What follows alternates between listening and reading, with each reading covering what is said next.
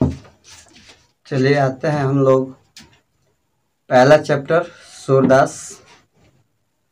हिंदी साहित्य में सूरदास को सूर्य के नाम से जाना जाता है।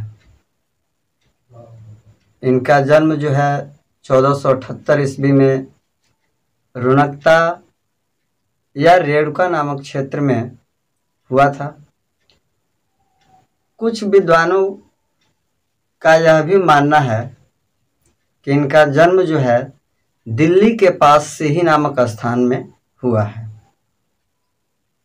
सूरदास बचपन में ही अर्थात जब ये 6 वर्ष की अवस्था में आए तो ये विरक्त हो गए। उन्होंने मथुरा और वृंदावन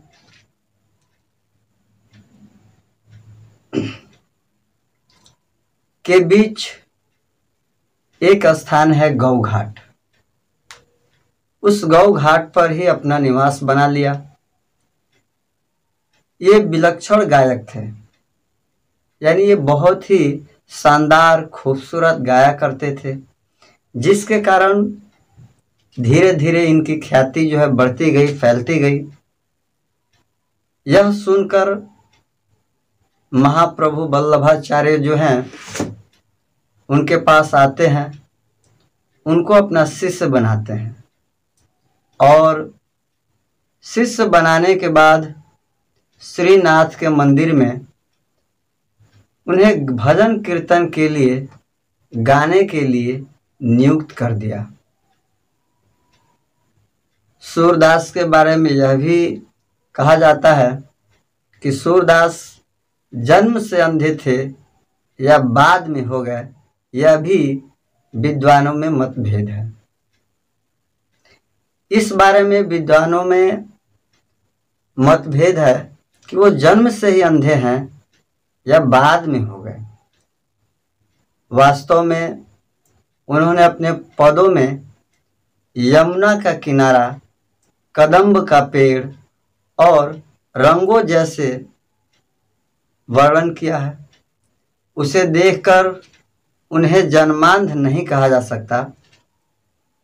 सन 1583 ईस्वी में पारसोली में उनका देहांत हो गया।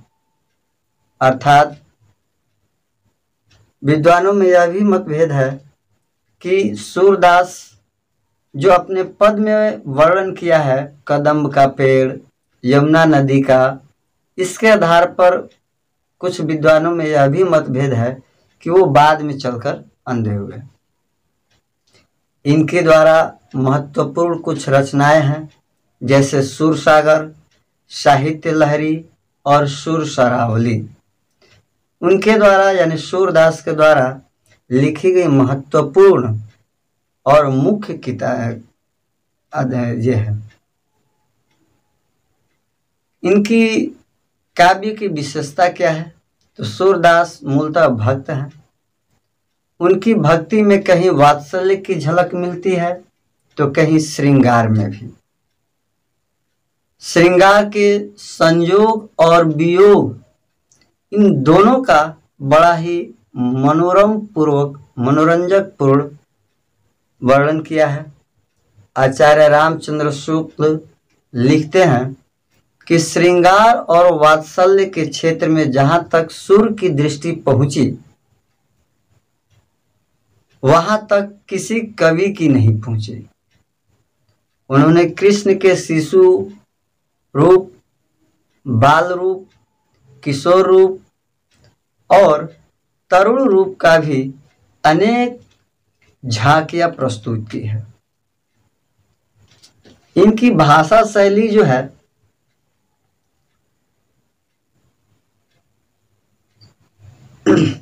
सुर का सारा साहित्य गेय है। वास्तव में उनके पद गाने के लिए लिखे गए हैं। उनमें संगीत और साहित्य का अद्भुत मेल हुआ है। सुर जितने अच्छे गायक थे उतने ही श्रेष्ठ कवि भी थे। इस कारण सुर के समानांतर दूसरा कवि दूर दूर तक उस समय दिखाई नहीं पड़ता। उनके पद सीधे हृदय को छू जाने वाला है। सूरदास के सुर सागर के भ्रमर गीत से यह जो पद लिया गया है, इसके 4 पद लिए गए हैं। यह पद कहाँ से लिया गया है? तो यह पद सुर सागर के भ्रमर गीत से लिया गया है।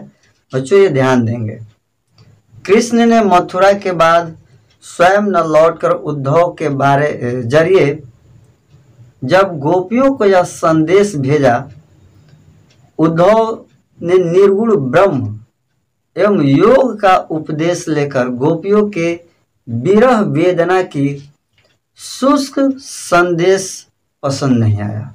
अर्थात जब उद्धव जो है कृष्ण जो है वह मथुरा वापस नहीं लौटते हैं, तो वह गोपियों को शांत करने के लिए उद्धव को भेजा। उद्धव जो हैं वो योग संदेश लेकर आते हैं, योग संदेश गोपियों को बतलाते हैं। लेकिन कहा जाता है कि जब प्रेम में अनुरक्ति हो जाए तो वह किसी चीज़ को और मानने से भी इनकार कर देती है। ठीक उसी प्रकार से गोपियों का भी यही हाल था। उन्होंने उद्धव के द्वारा दिया गया योग संदेश को ठुकरा देते हैं। वह प्रेम मार्ग को अपनाते हैं। इसी कारण उन्हें उद्धव का योग संदेश बहकावे में लाने का एक और समझा गया है। तभी वहां एक भौरा आ पहुंचा। यहीं से भ्रमर गीत का प्रारंभ ही होता है। गोपियों ने भ्रमर की उनके मन की जो अभिलाषाएं मन में ही रह गई, कृष्ण के प्रति उनके प्रेम की गहराई की अभिव्यक्ति करती है। यानी गोपियों के द्वारा जो कृष्ण प्रेम की भक्ति थी वह गहराई तक थी। तीसरे पद में उद्धव के योग संदेश साधना को कड़ी ककीर के रूप में बतलाया गया है। एक निष्ठ प्रेम में दृढ़ विश्वास प्रकट करती है। चौथे पद में उद्धव को ताना मारती हैं कि कृष्ण ने अब राजनीति जो है वो पढ़कर आ गए हैं।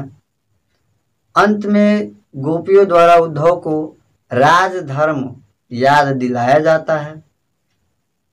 सूरदास की लोक गर्भिता को दर्शाता है। ये सूरदास का परिचय था।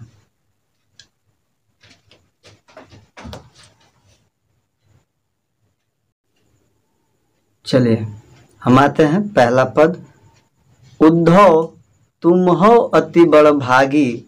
अर्थात जो गोपियां हैं वह उद्धव पर व्यंग करती हुई कहती हैं कि हे उद्धव, तुम बड़े ही भाग्यशाली हो, तुम बड़े ही भाग्यवान हो। अपरस रहत स्नेह तगातै, नाहिन मन अनुरागी। अर्थात तुम श्री कृष्ण के साथ रहकर भी श्री कृष्ण के प्रेम से वंचित हो, इसलिए तुम बड़े ही भाग्यवान हो। पुरैनी पात रहत जल भीतर, तारस देह न दागी। अर्थात पुरैनी का मतलब क्या है? कमल का पत्ता। रहत जल भीतर यानी जल के भीतर रहकर भी, तारस देह न दागी, बूंद अर्थात जल की एक बूंद भी उस पर टीक नहीं पाती। चलिए आते हैं हम लोग।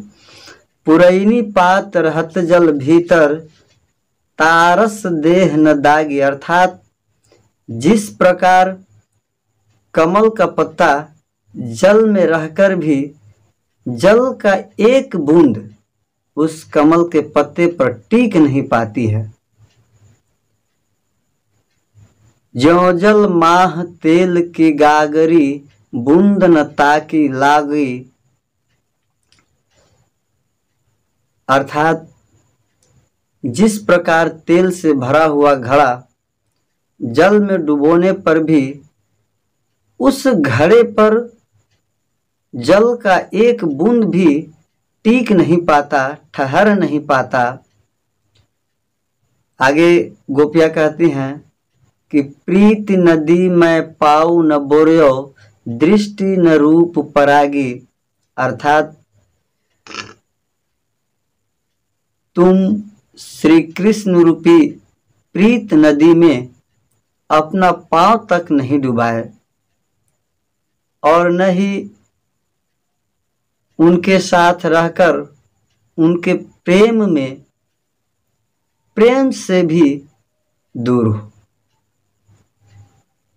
आगे सूरदास अबला हम भोरी, गुर चाटी ज्यों पागी, अर्थात जो गोपियां हैं वह उद्धव से कहती हैं कि हे उद्धव, हम तो एक अबला नारी हैं और तुम बड़े ही विद्वान हो, इसलिए तुम श्री कृष्ण के प्रेम से दूर हो, श्री कृष्ण के प्रेम से वंचित हो। परंतु हम तो एक सीधे साधे अबला नारी हैं। मैं यानी हम लोग कोई विद्वान नहीं हैं, इसलिए हम लोगों ने श्री कृष्ण के प्रेम को मान लिया है, अपने दिल में उतार लिया है। जिस प्रकार से गुड़ को देखकर चींटियां दौड़ी चली जाती है, गुड़ के पीछे वह पड़ जाती है, ठीक वही स्थिति हम सभी गोपियों का भी है। धन्यवाद। आज पहला पद है, अगले वीडियो में नेक्स्ट पद मिलेगा। यदि समझ में आए तो लाइक और शेयर करना ना भूलें। Thank you.